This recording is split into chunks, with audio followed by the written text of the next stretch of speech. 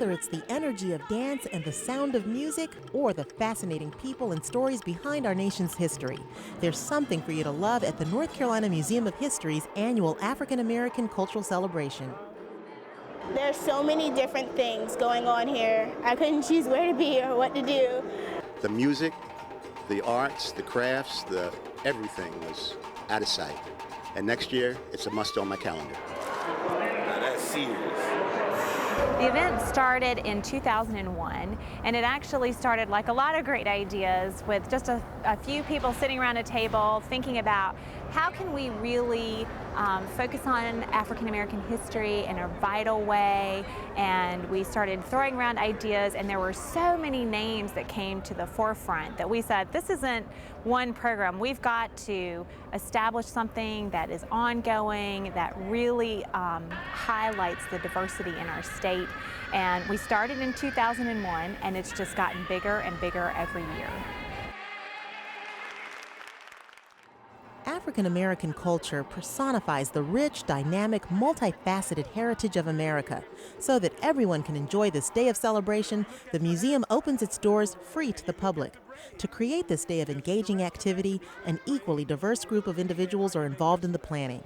We have a planning committee that's made up of members of the community, historians, musicians, presenters, and we meet each year and look at what theme do we want to focus on, how do we want to pull these events together. And we look around and talk to people, and we try to come up with who are the people that are really making history today. And who's helping to preserve that history? The Carolina Chocolate Drops, for one, delighting the crowd with their interpretation of early American music.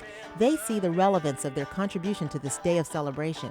It's because all this music was a lot of times exclusively in the black community, but a lot of times the black community has forgotten about this because it's been quite a while ago.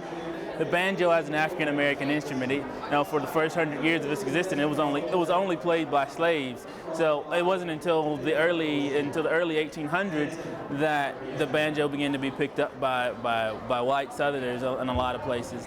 Then also the tradition of playing quills, the panpipes, and other things that are specifically African American traditions, but have been all but lost. But thanks to celebrations like this one, that history is being passed on to new generations. More like the music, because it's like you get to go back to your roots and just awesome, pure awesomeness. If you are more interested in learning about the history behind the art, the planners have included exhibits by individuals and groups on everything from the Civil War to the art of quilting.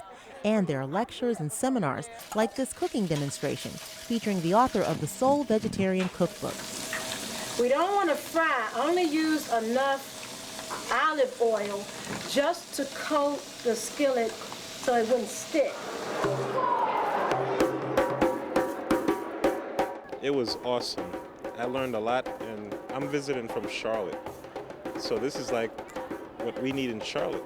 Fabulous. I enjoyed every moment of it, the food demonstrations, the lessons we learned about health, the music, the crafts, and the participation of all that was here. It was great. I enjoyed the drumming, seeing people I know around here, and it's just fun learning about our own history.